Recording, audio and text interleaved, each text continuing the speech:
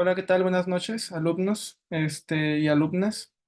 El día de hoy vamos a ver otros dos temas para seguir con la programación sobre esta capacitación para la Olimpiada Estatal de Química. Y vamos a ver otros dos temas sencillos que también en ocasiones por no conocer esta parte de la teoría, que a veces hay cosas que no vienen en los libros o no lo explican de forma explícita, de forma completa, pues uno no capta o no se imagina de qué manera creativa podrías encontrar algún tipo de preguntas. Vamos a regresar a lo que es la transformación de nuestras unidades o nuestras formas de hablar sobre masa, moles, moléculas, que es el pan de cada día en cálculos realmente. Entonces tenemos que entender primero que si tú tienes gramos y buscas moles, hay un flujo, por así decirlo, al momento de realizar los cálculos. Sí hay personas que pueden pasar de gramos a átomos utilizando factores y multiplicaciones muy sofisticadas, pero si tú conservas un orden al momento de realizar tus cálculos, te vas a dar cuenta que pues todos los cálculos tienen una manera de seguirse lógica. Entonces, eso te garantiza que nunca te equivocas al momento de hacer un cálculo. Si en un problema tú tienes que pasar de gramos a moles, vas a necesitar el peso molecular, la masa molecular. Si estás hablando de moléculas, pues sería el peso molecular. Si estás hablando de átomos, de elementos, sería el peso atómico. Entonces, eso es lo que tú necesitas para poder transformar pues es que será esa magnitud o esa unidad a otra. Si tú ocupas lo que es transformar de moles a moléculas, vas a necesitar recordar el número de Avogadro, ¿sale? El número de Avogadro es este valor, si no sabían, es ser 6.022 por 10 a la 23. Los que ya lo saben, pues solo recuerden que tú podrías tener un mol de sillas. O sea, así como tú dices que hay una docena o un cuarteto o media docena, que siempre van a ser 12 cosas, una docena siempre van a ser 12 cosas.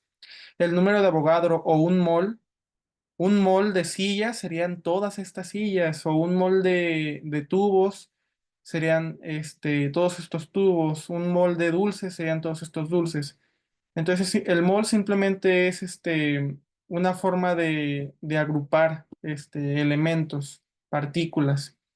Entonces, si tú buscas pasar de determinados gramos hacia el número exacto de moléculas que tienes, utilizas el número de Avogadro y partes del mol. De ese mol de sustancia, utilizas el número de Avogadro en un análisis dimensional y obtendrías tu mol de moléculas. Y si tú buscaras llegar ahora sí a número exacto de átomos, que tendrías que fijarte muy bien en la fórmula química, contar bien cuántos oxígenos hay, cuántos hidrógenos hay, para que no se te vaya a escapar esa parte, ocuparías la fórmula química. La fórmula química pues ya viene dependiendo de la sustancia que esté tratando, ¿sale? Y por ejemplo tenemos preguntas que realmente pues a veces no son tan complejas, pero que por no entenderlas o no leerlas bien no las falla. Ejemplo, 2.07 por 10 a la 22 átomos de X, que sería un elemento X, pesan 2.48 gramos. ¿Cuál es su masa molecular? Y ahí entra un punto importante. Ya hablo de átomos y ahora me piden masa molecular, ¿cómo se hace? Y aparte me dan peso. Uno se puede revolver con las unidades y los números que aparecen, y más cuando tiene una presión de un examen. Entonces, lo que uno tiene que hacer es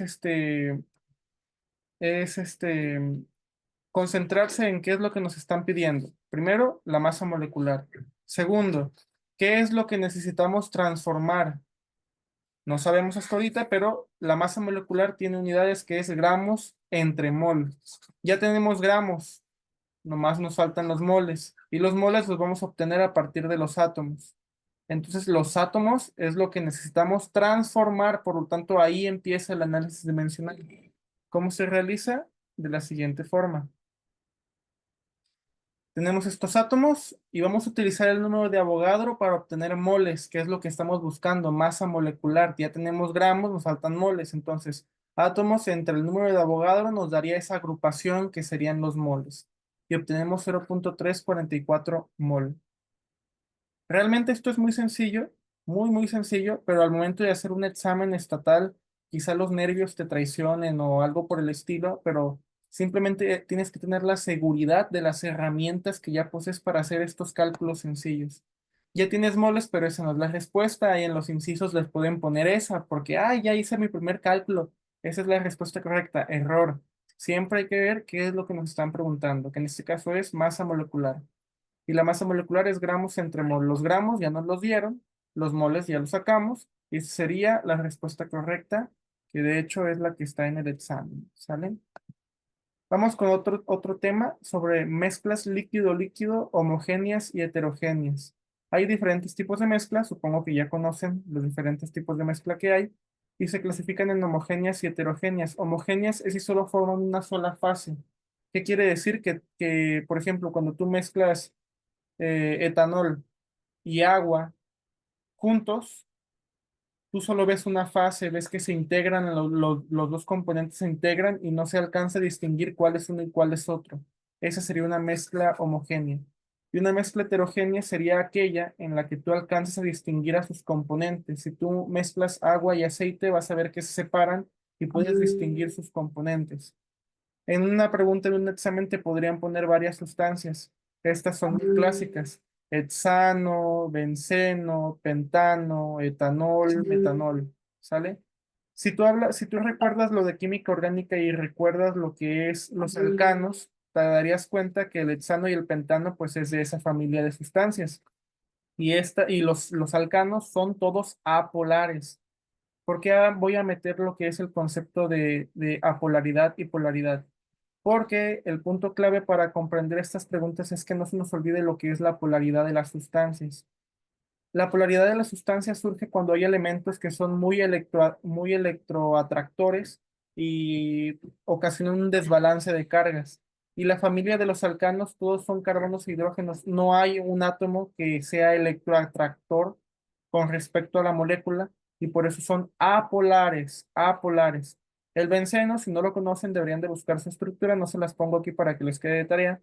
Pero el benceno también es un hidrocarburo y también tiene puro carbono e hidrógeno. Entonces no es una molécula polar, es una molécula apolar.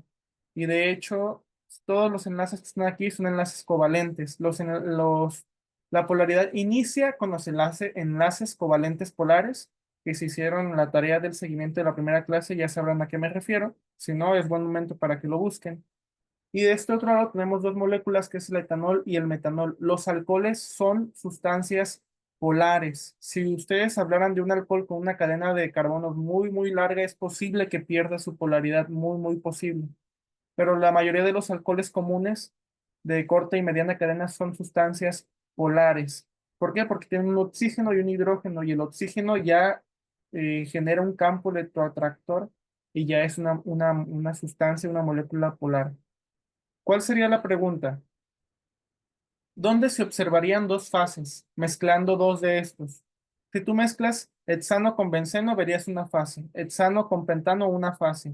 Pentano con benceno, una fase. Y pentano con hexano, una fase, porque todas son apolares, verías una sola fase.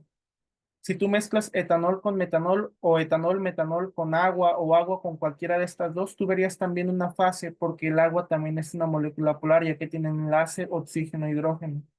Si la pregunta te dice que en cuál combinación observarías dos fases, sería en una mezcla heterogénea.